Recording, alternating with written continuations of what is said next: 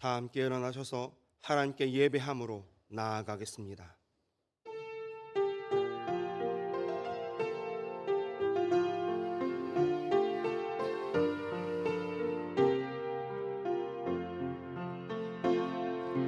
나는 하나님을 예배하는 예배자입니다. 내가 서 있는 곳 어디서나 하나님을 예배합니다. 내 영혼 거룩한 은혜를 향하여 내 마음 완전한 하나님 향하여 이곳에서 바로 이 시간 하나님을 예배합니다. 내 영혼 거룩한 은혜를 향하여 내 마음 완전한 하나님 향하여 이곳에서 바로 이 시간 하나님을 예배합니다.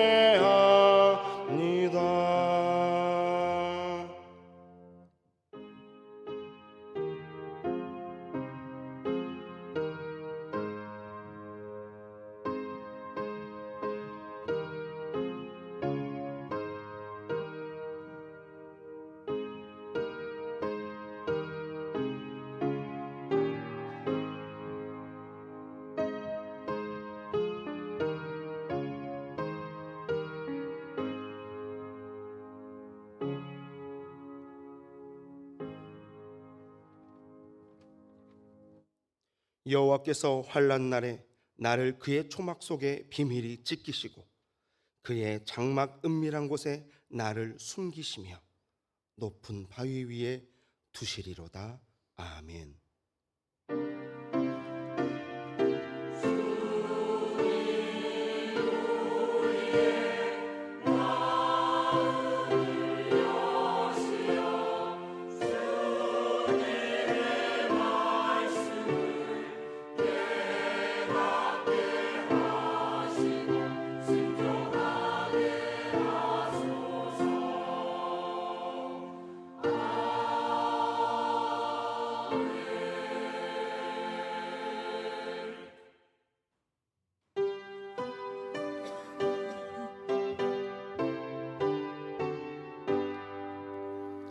전능왕 오셔서 주 이름 찬송케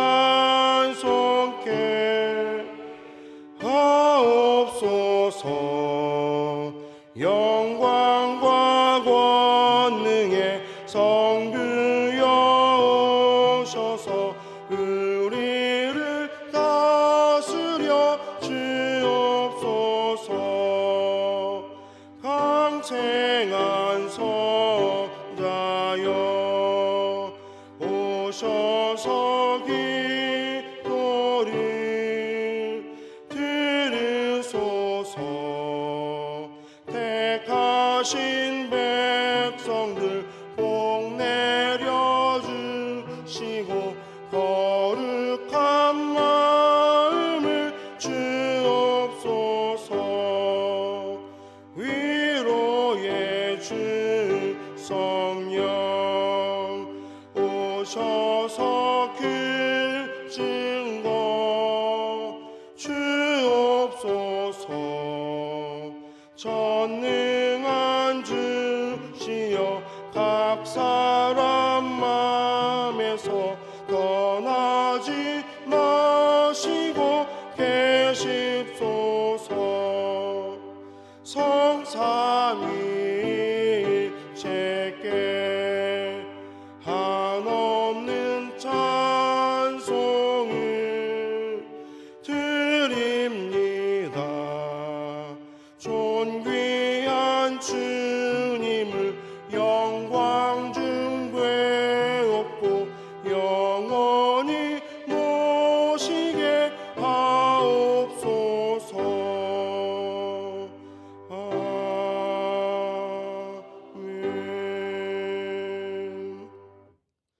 지난 한 주간 우리의 삶을 되돌아보며 침묵으로 참회의 기도를 드립니다.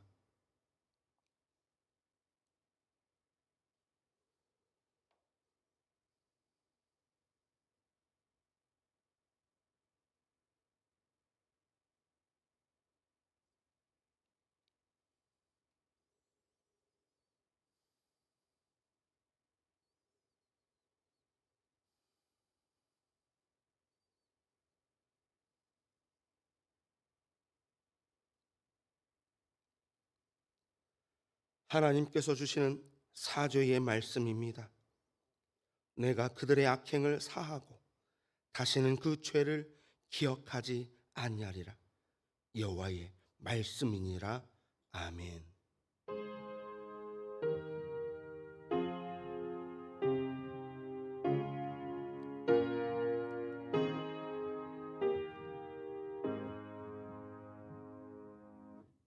나는 전능하신 아버지 하나님 천지의 창조주를 믿습니다.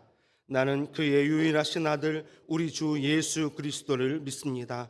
그는 성령으로 잉태되어 동정녀 마리아에게서 나시고 본디오 빌라도에게 고난을 받아 십자가에 못 박혀 죽으시고 장서된 지 사흘 만에 죽은 자 가운데서 다시 살아나셨으며 하늘을 보시어 전능하신 아버지 하나님 우편에 앉아 계시다가 거기로부터 살아있는 자와 죽은 자를 심판하러 오십니다.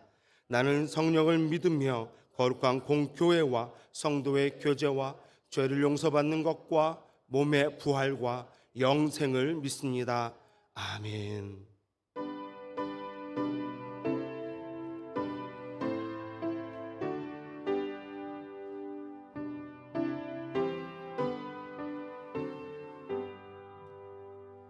그들을 생각만 해도 이렇게 좋거든.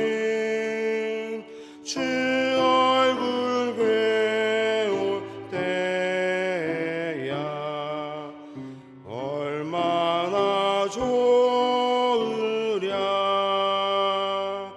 만민의 구주 예수의 귀하신 이름은 천지에 있는 이름 중 비할 데 없도다.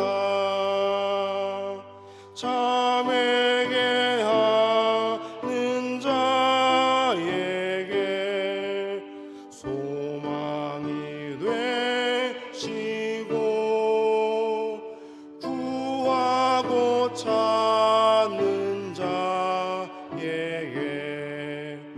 기쁨이 되신다. 예수의 넓은 사랑을 어찌 다 말하랴.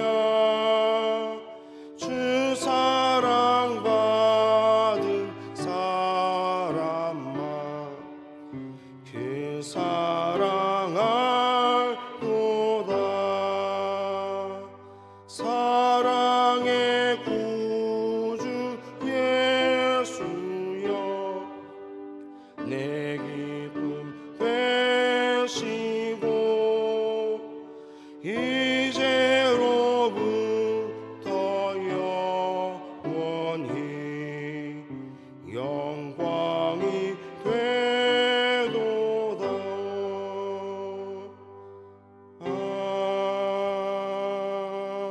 아멘. 이 시간 우리 교회 공동기도 제목으로 함께 기도합니다.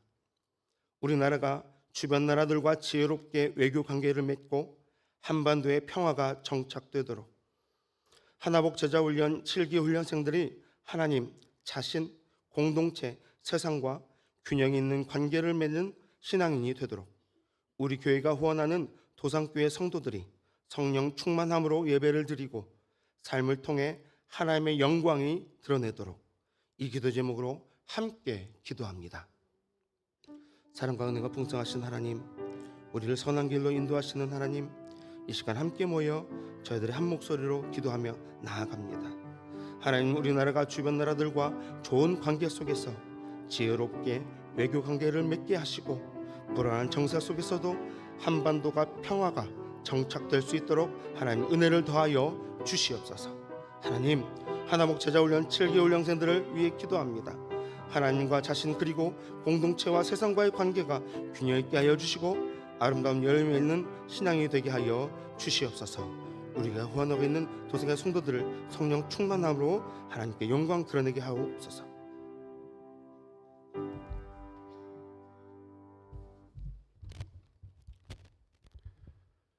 예수 그리스도 안에서 우리를 자녀로 삼으신 하나님 아버지, 매 순간마다 아버지의 품 안에서 우리를 지키시고 보호해 주셔서 오늘 주일 예배를 드리게 하시니 감사합니다. 이 시간 주님을 만나는 귀한 시간이 되게 하여 주옵소서. 하나님 아버지, 우리는 하나님의 자녀로 예수님의 제자로 거룩한 삶을 살아가야 하지만 믿는 자의 삶을 살지 못하여 내 안에 계시는 성령님을 슬프게 하고 하나님의 영광을 가리는 부끄러운 일을 많이 했음을 고백하오니 용서하여 주옵소서.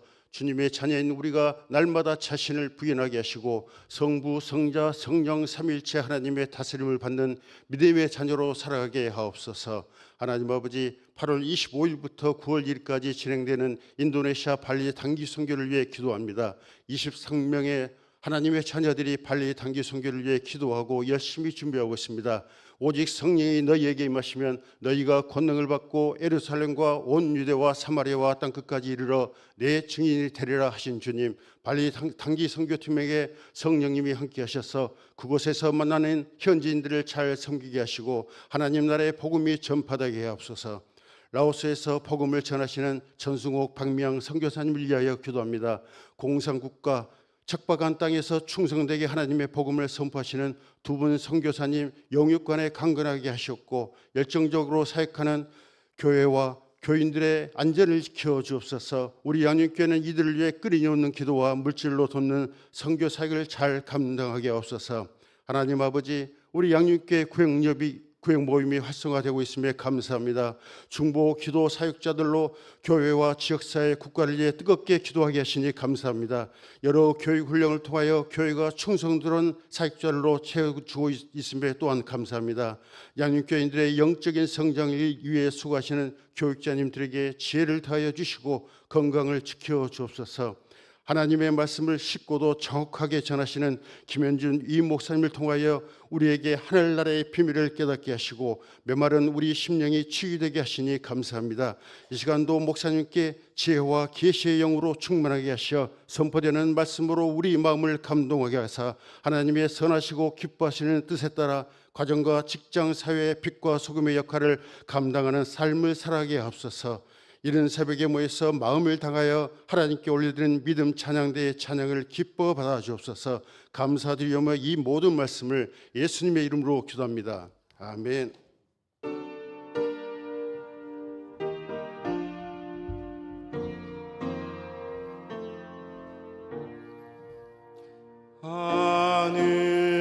하늘에 계신 아버지, 이름 거룩하사 주님 나라 임하시고 뜻이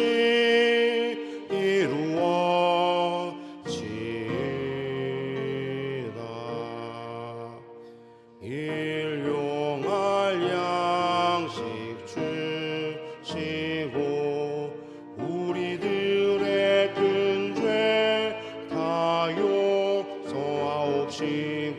또 시험에 들게 마시고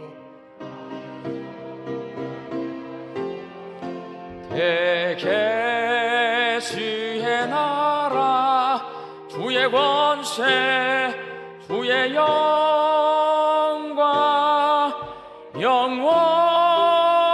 영원히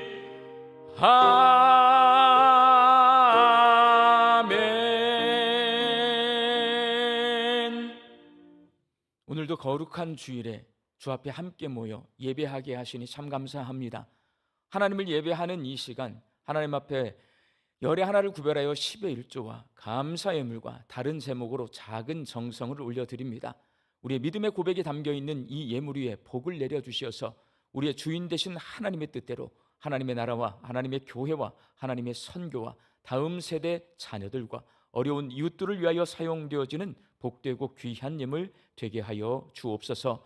하나님, 우리는 기후가 변화되어서 무더위와 많은 비가 내리는 시절을 살고 있습니다. 또 요즘은 코로나19 바이러스가 번창하고 있습니다. 하나님, 우리를 안전하게 지켜주시옵소서. 하나님 의지하는 믿음 가지고 살게 하여 주시옵소서. 하나님 주시는 일용할 양식 앞에 감사함으로 자족함으로 화답하며 살게 하여 주옵소서. 흩어져 살고 있는 내 가족과 자녀들을 주의 날개 아래 품어 주시옵시고 믿음 주셔서 우리와 똑같이 하나님 앞에 영과 진리로 예배하는 예배자가 되게 하여 주옵소서. 육신이 연약하여서 낫기를 간구하는 환우들이 있습니다. 예수님의 능력으로 치유함을 얻게 하여 주시고 오랜 시간 침상에 누워 계시는 장기 환우들과 어르신들이 천국 소망 붙들고 오늘 이 하루를 살게 하여 주옵시며 애쓰고 힘써서 돌보는 가족들 위해 새 힘을 더하여 주옵소서. 예수님의 이름으로 기도하옵나이다. 아멘.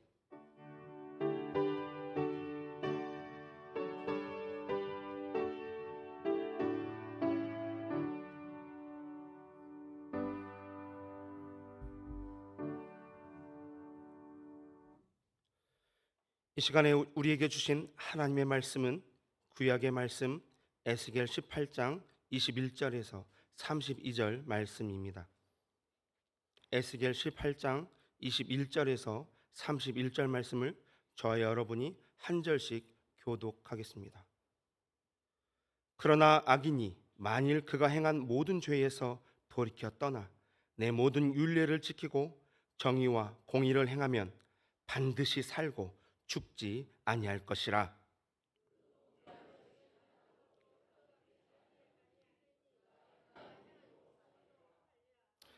주 여호와의 말씀이니라. 내가 어찌 악인이 죽는 것을 조금인들 기뻐하랴. 그가 돌이켜 그 길에서 떠나 사는 것을 어찌 기뻐하지 아니하겠느냐.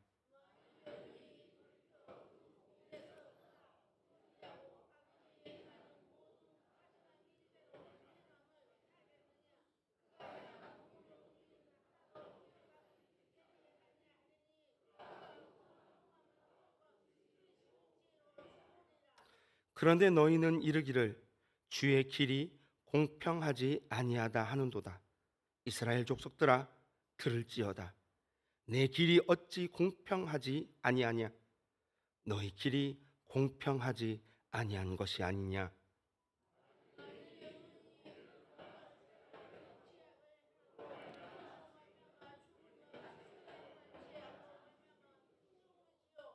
만일 악인이 그 행한 악을 떠나 정의와 공의를 행하면 그 영혼을 보전하리라.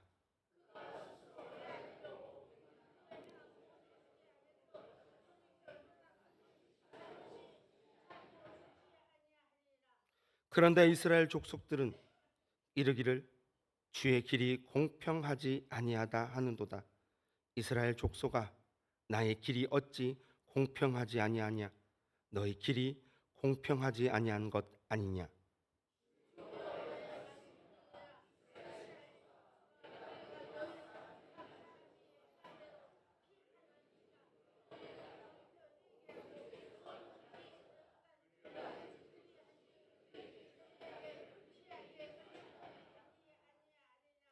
너희는 너희가 범한 모든 죄악을 버리고 마음과 영을 새롭게 할지어다.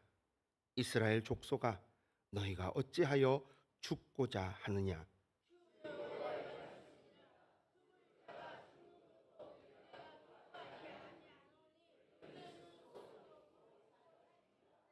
아멘.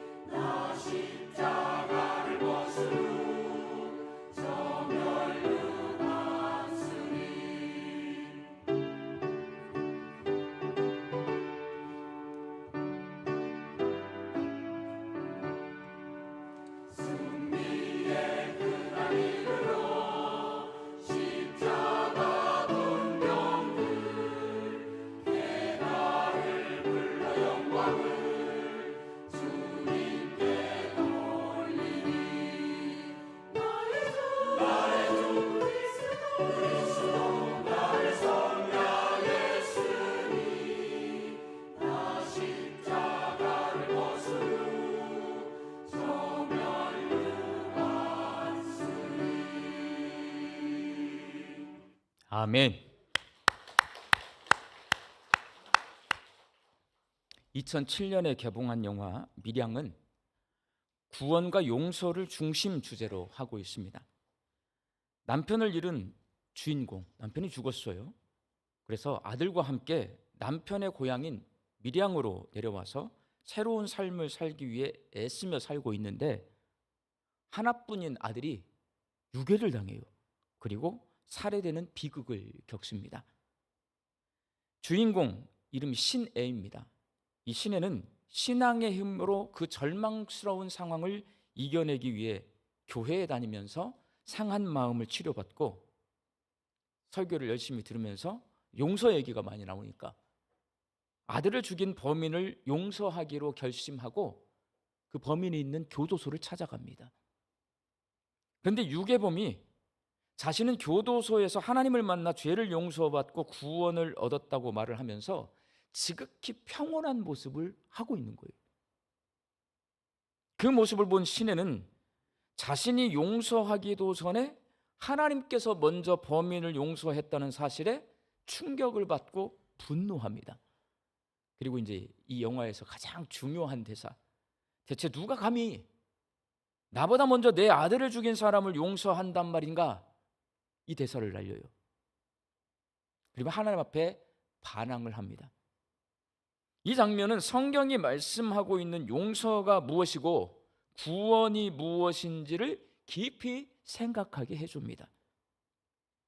여주인공인 신혜가 유괴범을 용서하기 전에 그가 교도소에서 전도를 받아 복음을 받아들이고 하나님께 회개하고 용서받았다고 확신하고 구원받았다고 확신을 해요. 이 유괴범이. 여러분, 이 살인범이 용서받고 구원받았을까요? 자기가 용서해 주기도 전에 하나님이 용서해 주셨다고 확신하는 살인범의 모습을 보고 분노하는 이 여주인공 신혜. 이 살인범을 용서해야 할까요? 어떻게 해야 할까요? 이 영화는요, 깊이 있게 생각하게 해요. 용서가 뭔지 구원이 뭔지. 자신의 두 아들을 죽인 청년을 용서하고 양아들로 받아들인 손양원 목사님의 이야기를 다룬 사랑의 원자탄이라고 하는 영화 있어요. 우리 어른들 다 보셨을 거예요. 하나님의 용서와 숭고한 사랑에 초점을 맞춘 이 영화는 밀양하고 정반대예요. 밀양은 이 사랑의 원자탄과 다르게 하나님의 용서와 사랑을 이해하지 못하고 받아들이지 못하는 일반 사람들의 고뇌하는 모습에 초점을 맞춘 영화예요. 밀양이라는 영화는 하나님의 용서와 사랑을 아멘으로 화답하며 너무나 쉽게 받아들이는 우리 예수 믿는 성도들에게 내가 정말 하나님의 용서와 사랑을 제대로 이해하고 있는지 깊이 생각하게 해주는 그런 영화입니다. 오늘 본문 말씀에는 하나님의 용서와 사랑을 이해하지 못하고 받아들이지 못하는 남유다 백성에 관한 이야기가 기록되어 있습니다. 굳이 밀양이라는 영화를 우리가 보지 않더라도 오늘 본문 말씀을 내가 깊이 있게 묵상을 하잖아요. 그러면 하나님의 용서와 사랑에 대해서 내가 보다 자세히 이해할 수가 있습니다. 에스겔서는 바벨론 포로로 잡혀온 남유다 백성에게 선포된 하나님의 말씀입니다. 당시 남유다 백성 사이에 조상들이 신포도를 먹었으므로 아들들의 이가 시다라는 이 속담이 유행했습니다. 지금 자신들이 바벨론 포로로 잡혀온 것이 내 죄 때문이 아니고 우리 조상들이 죄를 지어서 자신들이 벌을 받는 것으로 생각하고 있었어요. 그러나 하나님께서는 에스겔 선지자를 통해 그렇지 않다라고 말씀하십니다. 남유다 백성이 조상들의 죄로 인해 바벨론 포로로 잡혀온 것이 아니라 그들 자신의 죄 때문에 하나님께 심판과 징벌을 받고 있는 것이다. 하나님은 말씀하십니다. 그렇게 하나님과 남유다 백성 사이에 논쟁이 오가요. 나는 우리 조상 때문에 지금 벌 받고 있는 거야 라고 생각하고 있는데 하나님 너 그렇지 않아. 네 죄 때문에 벌 받고 있는 거야 라고 말씀하면서 논쟁한단 말이에요. 논쟁. 에스겔서 18장은 하나님과 남유다 백성 사이에 용서와 구원에 관한 그 논쟁을 기록해 놓고 있습니다. 그래서 이 에스겔 18장을 잘 이해하잖아요. 밀양을 볼 필요가 없어요. 이걸 이해하고 밀양을 보면 무슨 말인지, 밀양이 감독이 무슨 말을 하고 있는지 쉽게 이해할 수 있고요. 거부감이 없어요, 여러분.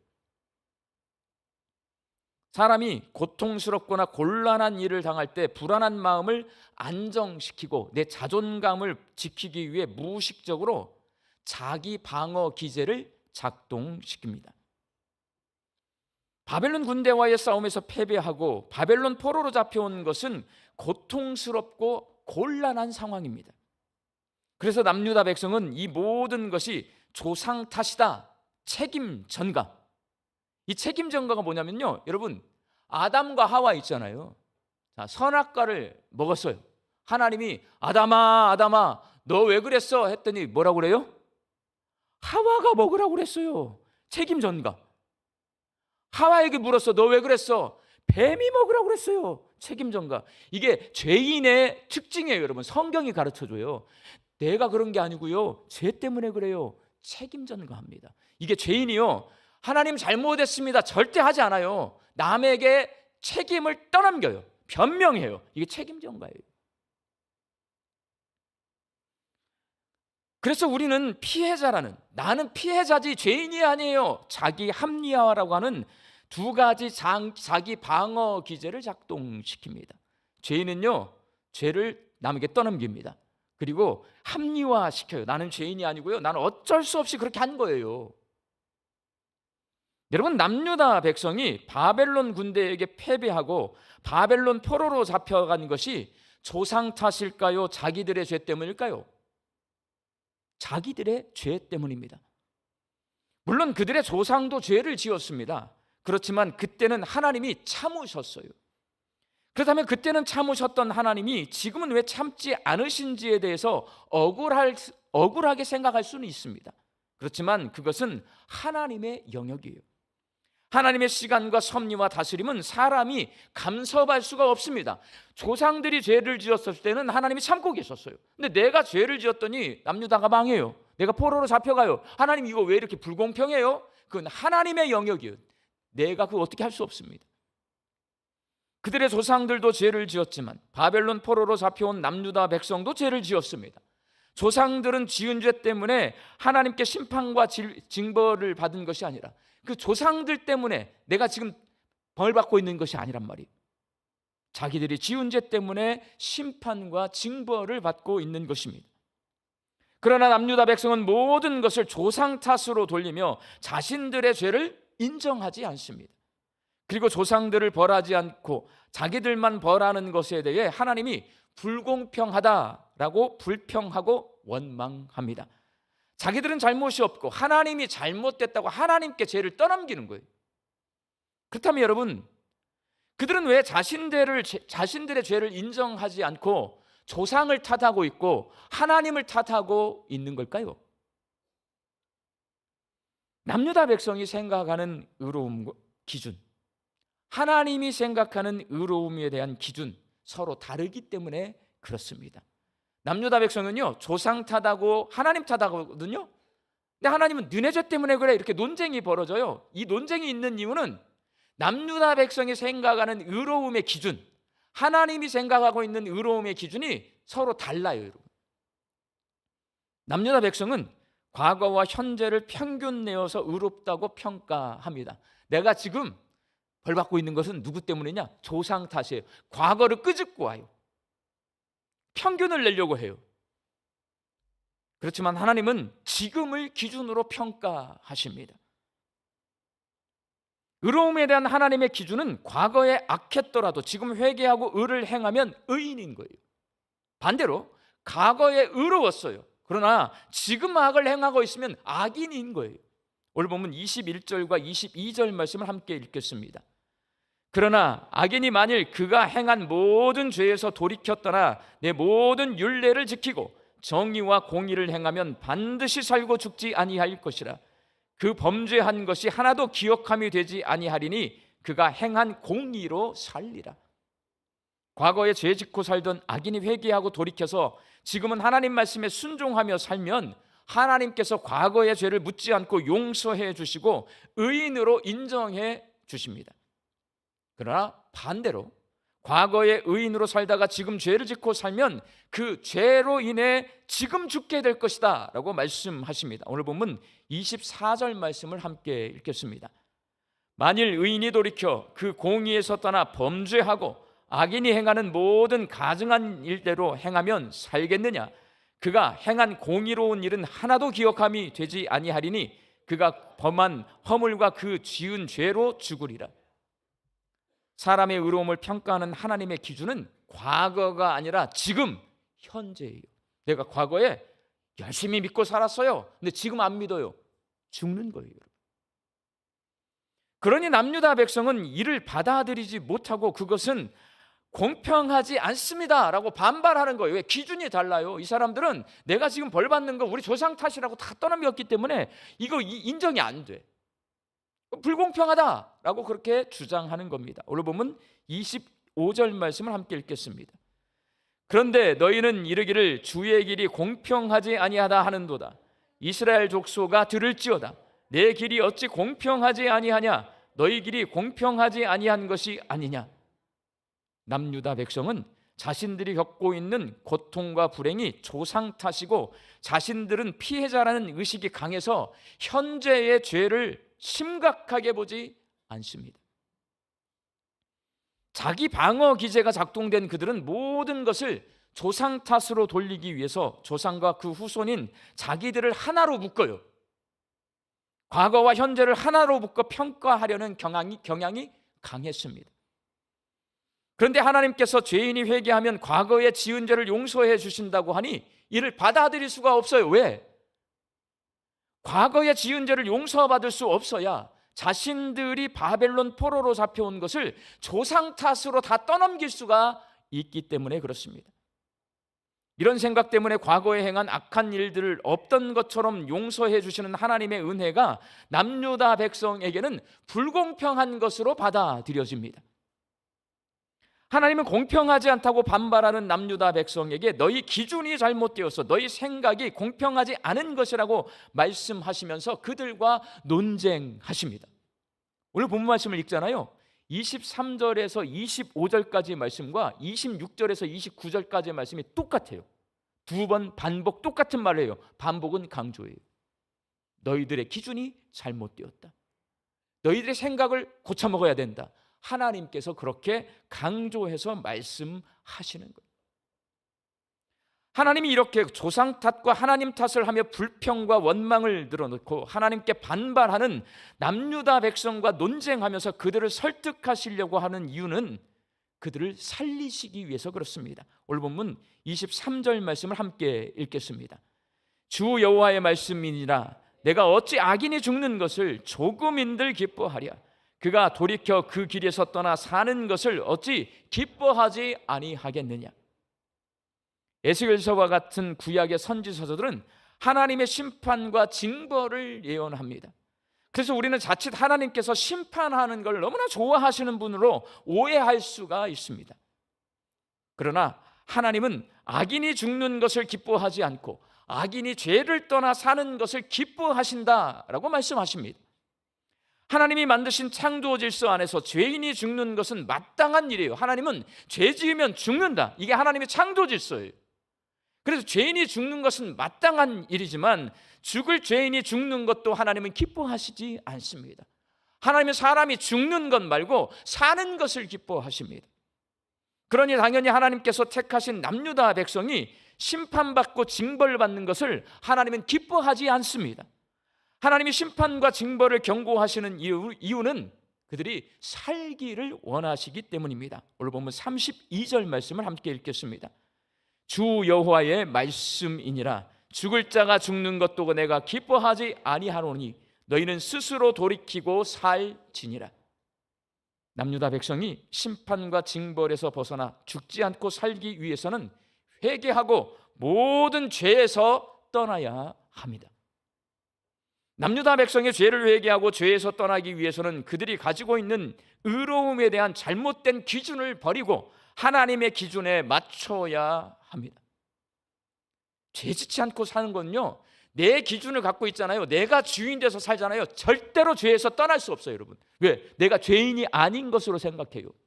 내가 기준 세워놓고 내 기준대로 내가 사는 거예요. 내 마음대로 사는 거예요. 그런데 내가 그렇게 주인이 되어 있잖아요. 그럼 내가 죄를 짓는 걸 몰라요, 여러분. 내가 죄인이라는 걸 인정할 수가 없어요. 왜? 내가 내 기준 지켜서 사는데 내가 어떻게 죄인이야? 그러니까 남을 정죄하고 내가 내 멋대로 살고도 내가 죄인이 아니라고 생각하는 거예요. 그게 남유다 백성의 삶인 거예요. 그 죄를 짓지 않기 위해 내 기준을 내려놓아야 합니다. 내가 주인 된 자리에서 내려와야 합니다. 하나님을 주인으로 모셔야 합니다. 하나님의 기준에 내 기준을 맞추어야 합니다. 과거와 현재를 합산해서 의로움을 따지며 조상 탓, 하나님 탓하지 말고 지금 죄를 짓고 있지는 않은지, 현재 내가 하나님의 기준에 맞추어서 사는 의로운 사람인지를 판단해 봐야 합니다. 사랑하는 광주 양림교회 성도 여러분, 우리의 의로움의 기준이 어디에 맞추어져 있습니까? 내가 만든 기준에 맞추어져 있습니까? 성경에 기록되어 있는 하나님의 기준에 맞추어져 있습니까? 내 기준을 내려놓고 하나님의 기준에 맞추는 것, 이게 바로 우리 신앙생활이에요. 우리 신앙생활은 다른 거 아니에요. 내 기준을 내려놓고 하나님 기준에 맞추는 거예요. 제가 기도학교를 통해, 중보기도학교를 통해, 시편으로 읽는 기도를 통해 기도가 뭔지를 여러분에게 가르쳐 드리는데 핵심은 하나입니다. 기도는 뭐냐? 내 기준을 내려놓고 하나님의 기준에 맞출 수 있는 믿음을 구하는 게 기도입니다, 여러분. 기도의 핵심이에요. 하나님, 내 기준이 이거에 있는데 하나님의 기준이 이거네요. 하나님, 여기에다 내가 맞추기가 너무 어려워요. 하나님, 맞출 수 있도록 믿음 주세요. 이게 기도예요, 여러분. 그러면 하나님의 기준을 알아야 되지 않습니까? 하나님의 기준을 알 수 있는 방법 딱 하나예요. 성경을 읽는 겁니다. 우리가 성경을 읽어야 하는 이유는 하나님의 기준이 무엇인지를 알기 위해서 성경을 읽는 것입니다. 그렇게 내 기준을 내려놓고 하나님의 기준에 맞출 때에 비로소 우리는 함께 모여 온 세상을 다스리는 하나님 앞에 영과 진리로 예배할 수 있는 것입니다. 삶으로 예배할 수 있는 것입니다. 이게 우리 신앙생활이에요. 기도도, 성경을 읽어야 하는 이유도 내 기준을 내려놓고 하나님 기준에 내 기준을 맞추기 위해서요. 그 사람이 하나님을 온전히 예배할 수 있고요, 그 사람이 삶으로 삶을 살아내는 거예요. 하나님 말씀대로 사는 거예요. 그 사람이 삶으로 예배하는 사람이 되는 것입니다. 이게 우리의 신앙생활입니다. 구약시대인 에스겔서에서 의로움의 기준은 율법을 지키는 것입니다. 우상 숭배를 피하고 약자를 보호하고 거짓과 탐욕을 멀리하면서 하나님의 규례와 법도를 지키는 것입니다. 이를 지키지 못했을 때 하나님은 에스겔과 같은 선지자를 계속해서 보내요. 그리고 경고하세요. 너희들 내 말을 지키지 못하고 있잖아. 너희들 율법을 지키지 못하고 있잖아. 지켜야 돼 라고 말씀을 하십니다. 악에서 돌이켜 회개하고 하나님의 법도와 규례를 준행하는 것이 바로 구약시대의 의로움입니다. 그런데 예수님의 시대인 신약시대 이후 의로움에 관한 하나님의 기준이 한 단계 업그레이드 됩니다. 구약 성경은요, 사람이 율법을 지키지 못하는 모습을 기록해 놓았습니다. 구약시대에 성경에 기록된 모든 인물 가운데 많은 의인들이 있어요. 믿음 좋은 사람들, 대표적인 사람, 하나님이 정말 사랑해서 길게, 성경에 길게 쓰여 있는 사람 중에 하나가 누구냐면 다윗 왕이에요. 다윗 왕은요, 어린 시절부터 하나님밖에 몰랐어요. 양치는 목동으로 살 때 하나님 바라보고 살았어요. 골리앗을 쳐 죽일 때도요, 하나님의 이름으로 나아가서 싸워서 이겼어요. 여러분, 그 다윗 왕이 정욕을 이기지 못하고 부하를 죽게 하는 살인자가 됩니다. 그리고 그 부하의 아내 밧세바를 빼앗습니다. 죄인이에요, 여러분. 그러니까 구약 성경을 읽어보면 우리의 믿음의 조상, 우리가 믿음을 본받을 만한 그런 의인들이요, 나중에 보면 다 죄를 지어요. 다윗도 그렇게 죄 짓고 사는데 어떤 마음이 드냐면, 다윗도 죄 지었는데 내가 어떻게 율법을 다 지켜, 이런 마음을 갖게 만듭니다. 여러분, 구약 성경은 말씀을 합니다. 사람이 자기 스스로, 자기 힘으로 율법을 지킬 수 있다 없다? 없다라고 말을 하는 거예요. 구약 성경에 있는 많은 사람들이 죄를 지어요. 율법을 지키지 못해요. 구약 성경 열심히 읽다 보면 아니 이런 사람들이 죄를 짓는데 감히 어떻게 내가 죄를 안 짓고 살겠어 하고 자기 스스로 자기 합리화를 시킬 수밖에 없어요. 구약 성경을 읽으면. 그래서 신약 성경은 그렇게 죄에게 종노릇하고 있는 사람에게 예수님이 필요하다는 것을 말씀하는 거예요. 네 스스로 네 힘으로 율법을 다 지키고 살 수 없어서 죄에게 종노릇하며 살 수밖에 없으니 너 그렇게 살면 안 되는데 누구의 도움을 받아야 되냐? 예수님의 도움을 받아야 된다라고 말씀하는 거예요. 갈라디아서 2장 16절 말씀을 함께 읽겠습니다. 사람이 의롭게 되는 것은 율법의 행위로 말미암음이 아니요 오직 예수 그리스도를 믿음으로 말미암는 줄 알므로 우리도 그리스도 예수를 믿나니 이는 우리가 율법의 행위로서가 아니고 그리스도를 믿음으로써 의롭다함을 얻으려 함이라. 율법의 행위로서는 의롭다함을 얻을 육체가 없느니라. 이미 구약 성경에 다 써 있어요. 내 스스로 율법을 다 지키며 살 수 없다라는 것을 구약 성경 읽는 사람은 다 알 수 있어요. 뭐 어떻게 해야 돼? 누가 필요해요? 예수님이 필요해요. 예수님이 하나님의 아들이시고 나의 구원자이시고 나의 주 되심을 믿는 믿음으로 내가 의롭다 칭함을 얻을 수 있다. 갈라디아서는 우리에게 가르쳐 줍니다. 예수님을 그리스도로 믿어 구원에 이르게 되는 하나님의 은혜는 성령님을 통해 구체적으로 나타납니다. 로마서 8장 2절 말씀을 함께 읽겠습니다. 이는 그리스도 예수 안에 있는 생명의 성령의 법이 죄와 사망의 법에서 너를 해방하였음이니라. 내가 죄를 안 짓고 살아야 되는데 하나님 말씀 다 지키면서 살았는데 그걸 나는 못해요. 그런데 내가 예수님을 믿잖아요. 그러면 성령께서 그 죄 짓고 사는 삶에서 해방되게 자유롭게 죄를 이기게 해주신다라는 거예요. 성령님은 우리를 도와주시는 하나님이시고요. 지금 여기 계시는 하나님이에요. 그 하나님이 내가 죄 짓지 않고 하나님 말씀을 지키며 살 수 있도록 도와주십니다. 내 힘으로는 율법을 지킬 수 없지만 예수님의 십자가 때문에 나는 정죄에서 해방되고 성령 안에서 새 삶을 살 수가 있습니다. 로마서 8장 3절 말씀을 함께 읽겠습니다. 율법이 육신으로 말미암아 연약하여 할 수 없는 그것을 하나님은 하시나니 곧 죄로 말미암아 자기 아들을 죄 있는 육신의 모양으로 보내어 육신의 죄를 정하사. 나는요 율법을 다 지킬 수 없어요. 나 죄인이에요. 이거 죄를 어떻게 할 거야? 누가 대속해 주셨어요? 십자가에서 예수님이 대속해 주셨어요. 그것을 믿으라는 거예요. 그러므로 신앙생활의 핵심은요, 내 힘으로 애쓰는 율법주의자가 되는 것이 아니라 예수님을 그리스도로 믿고 성령의 능력으로 내가 하나님의 말씀인 율법을 지키며 살 수 있다. 이것을 믿으라는 거예요. 로마서 8장 4절 말씀을 함께 읽겠습니다. 육신을 따르지 않고 그 영을 따라 행하는 우리에게 율법의 요구가 이루어지게 하려 하심이니라. 여기서 그 영은 누구세요? 성령님이에요. 나는 율법을 쫓아가지 않아요. 내 육신의 힘을 쫓아가지 않아요. 뭘 쫓아가냐면 내가 예수님을 믿게 해준, 예수님을 알게 해준, 내 입으로 예수님이 주라고 시인하게 해준 성령님을 따라가는 거예요. 그러면 성령님이 나를 하나님의 말씀인 율법을 지키면서 살 수 있는 사람으로 인도해 가신다는 거예요. 그래서 내 기준, 내가 주인 되어서 살지 말고 하나님의 기준, 하나님을 주인으로 섬기는 성령의 도우심으로 그 삶을 살아내라는 거예요. 그렇게 살 수 있다는 거예요, 여러분. 예수님을 그리스도로 믿는 사람에게는 성령님이 함께 하시는 줄로 믿습니다.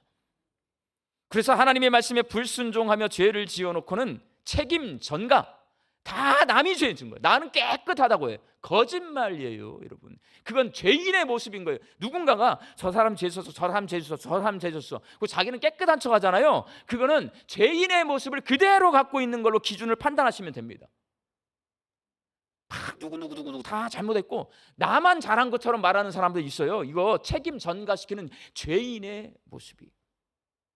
자기 합리화. 내가 뭔가 잘못했는데요, 그거는 다 무슨 다 이유가 다 있어. 아니에요, 여러분. 자기 합리화시키면 안 돼요. 죄인은요 회개합니다.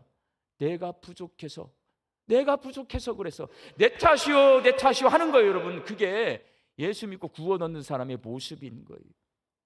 책임 전가와 자기 합리화하기에 급급했던 내가 성령님의 도우심으로 죄를 이기고 하나님 말씀에 순종하며 살게 되고, 그렇게 되면 어떻게 되냐? 하나님 말씀에 순종해서 살아요. 누구 성품 닮아갈 것 같아요? 하나님 성품 닮아가는 거예요. 성령의 열매를 맺습니다. 성령을 뒤따라가니까, 성령 안에서 사니까요, 성령의 열매를 맺는 거예요. 여러분, 구원은 추상적인 것이 아닙니다. 우리의 삶 속에서 성령의 도우심, 하나님 말씀의 순종, 하나님 성품을 닮아가는 것, 이게 실제적이고 구체적으로 내게서 나타납니다. 책임전과 자기 합리화시키던 삶이 사라지는 거예요. 내 탓이요. 내가 죄에게 무너질 때마다, 죄에게 무너지거든요. 여러분, 그때마다 회개하고 돌이켜서, 하나님, 내가 이 모습이 내 모습이 아닌데, 나는 하나님의 거룩한 백성인데, 자기 부인하는 거예요. 이렇게. 그리고 하나님의 도우심으로, 성령님의 도우심으로 내가 다시 힘차게 일어나서 하나님 말씀에 순종하며 살겠습니다. 이게 예수 믿는 사람의 모습인 거예요. 그리고 오래 참아내는 거예요. 서로 용납하는 거예요. 서로 용서하는 거예요. 서로 사랑하는 거예요. 이게 구체적으로 내 삶에서 나타나는 게 우리의 신앙생활입니다. 이것이 성경이 말씀하고 있는 구원과 신앙생활에 관한 하나님의 기준입니다. 예수님을 그리스도로 믿는 우리 광주 양림교회 성도들이 하나님의 기준에 따르는 구원받은 성도들이 되셔서 세 가지예요. 성령의 도우심을 받는 거예요. 나 스스로 사는 거 아니야. 성령의 도우심을 받는 거예요. 그리고 하나님 말씀에 순종하는 거예요. 그리고 하나님의 성품을 닮아가는 거예요. 이거는요, 감춰져 있지 않아요. 비밀스러운 게 아니고요, 그냥 드러납니다. 우리 삶 속에, 우리의 모습 속에 그냥 드러나요. 성령이 충만하신 분, 하나님 말씀에 순종하며 사시는 분, 하나님의 성품을 닮으신 분. 이거는 그냥 보면 알아요. 여러분, 그렇게 남들이 볼 때에, 나 스스로 막 그렇다고 또 막 이렇게 교만한 떨지 않고, 남들이 볼 때에 성령 충만한 우리 양림교회 성도들, 하나님 말씀에 순종하며 살고 있는 우리 양림교회 성도들, 그리고 하나님을 닮은 우리 양림교회 성도들이 되시기를 예수님의 이름으로 축원합니다. 기도하겠습니다.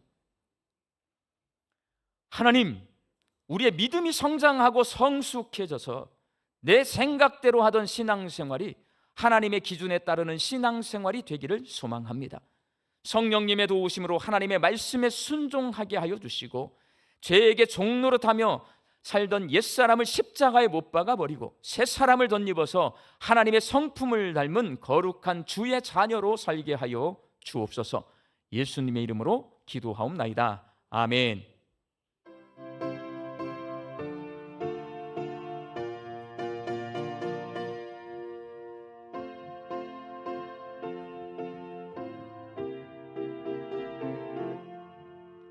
나 이제 주님의 새 생명 얻은 몸, 옛것은 지나고 새 사람이로다.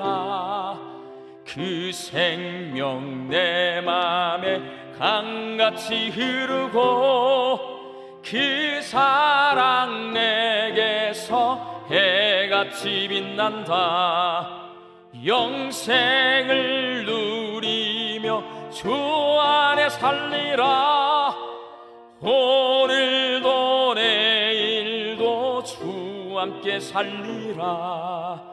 주 안에 감추인 새 생명 얻으니, 이전에 좋던 것 이제는 값없다. 하늘의 은혜와 평화를 맛보니, 찬송과 기도로 주 함께 살리라. 영생을 누리며 주 안에 살리라. 오늘도 내일도 주 함께 살리라. 산천도 조목도 새 것이 되었고, 죄인도 원수도 친구로 변한다.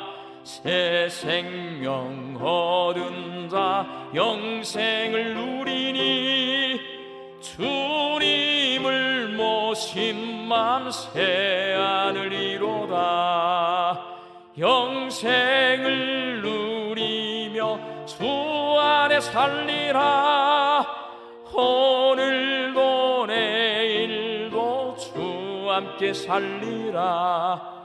주 따라가는 길 험하고 멀어도 찬송을 부르며 뒤따라가리라. 나 주를 모시고 영원히 살리라. 날마다 섬기며 주 함께 살리라. 영생을 누리며 주 안에 살리라. 오늘도 내일도 주 함께 살리라. 이제는 우리 주 예수 그리스도의 은혜와 하나님의 사랑하심과 성령님의 교통하심이 하나님의 기준에 따라 신앙생활하는 성숙한 그리스도인이 되기로 결단하는 우리 광주 양림교회 성도들의 머리 위에와 일터와 가정 위에 이제로부터 영원히 함께 계시기를 간절히 축원하옵나이다. 아멘.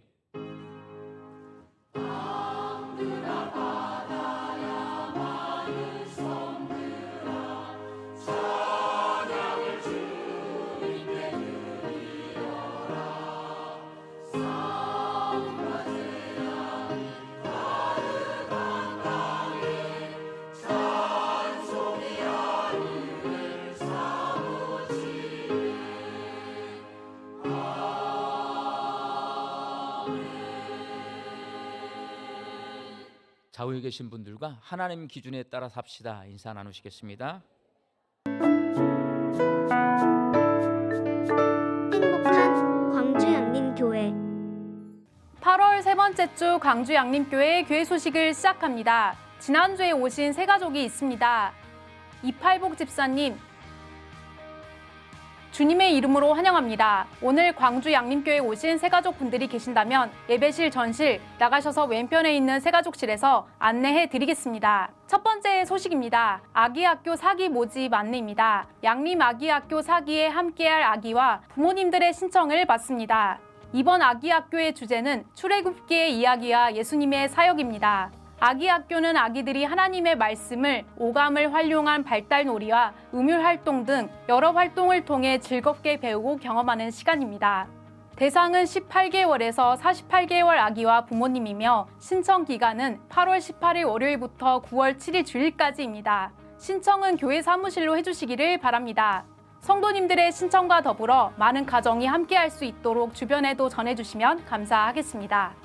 두 번째 소식입니다. 오늘 사부 예배는 전 미국 장로교 세계선교부 동아시아 선교 책임자이신 한명성 선교사님의 선교 강의가 있습니다. 한명성 선교사님은 지난 청년부 미국 비전 트립을 위해 켄터키주에서 가이드해 주셨습니다. 오늘 강의 후 미국 비전 트립 팀원들과의 간담회가 있습니다. 세 번째 소식입니다. 항존직 전체 모임 안내입니다. 다음 주 24일 주일 오후 1시 30분 유진배홀에서 있습니다. 내용은 2025년 항존직 선거, 교회 현안, 전남로의 소식 공유입니다. 항존 직분자들은 꼭 참석해 주시기를 바랍니다. 광주 양림교회 간추린 소식입니다. 당회 17일 오늘 오후 1시 30분 남궁혁홀에서 있습니다. 재단법인 양림교회 장학재단 이사회가 17일 오늘 오후 12시 50분 남궁혁홀에서 있습니다. 안건은 2025년도 하반기 장학생 선발 및 기타 사항입니다. 자녀와 함께하는 금요기도회가 22일 금요기도회 시 있습니다. 2025년 인도네시아 발리 단기 선교가 8월 25일 월요일부터 31일 주일까지 있습니다. 다음 주 24일 주일 2부 예배 시 파송식이 있습니다. 전국 어린이대회 수상한 친구들입니다. 상례 광고입니다. 2교구 6구역 정학연 집사님 모친, 2교구 13구역 백복순 집사님 시모이신 고 서재희 집사님 장례식이 있었습니다. 슬픔당한 가정을 위로해 주시고 이를 위해서 기도해 주시길 바랍니다. 자세한 사항은 주보를 참고해 주시기를 바랍니다. 지금까지 교회 소식이었습니다. 감사합니다. 코로나 바이러스가 많이 번지고 있어요. 저희 성도들도 걸리시는 분들이 더러 계시더라고요. 지금 이 시대는 전에처럼 사회적 거리두기를 하는 것도 아니잖아요. 본인이 자가 진단을 하셔야 되고, 그리고 본인이 판단을 하셔서 열이 나거나 갑자기 감기 기분이 있어요. 그러면 코로나를 조금 의심을 하셔서 진단 키트로 진단도 하시고 마스크도 쓰시고 그렇게 잘 관리하셔서 다른 사람들에게 이렇게 전염되지 않도록 본인이 그렇게 주의를 하셔야 될 것 같습니다. 코로나 바이러스 유의하시면서 그렇게 생활하시길 바랍니다. 나머지 광고는 주보를 참조해 주시고 다 같이 일어나셔서 파송의 찬송 부르겠습니다.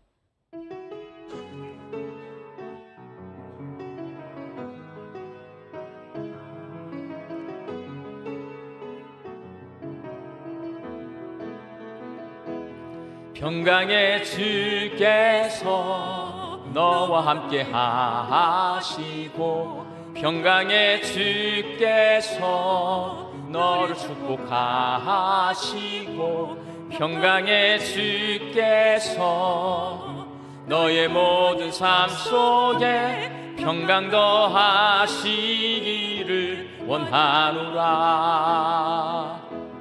평강의 주께서 너와 함께 하시고, 평강의 주께서 너를 축복하시고, 평강의 주께서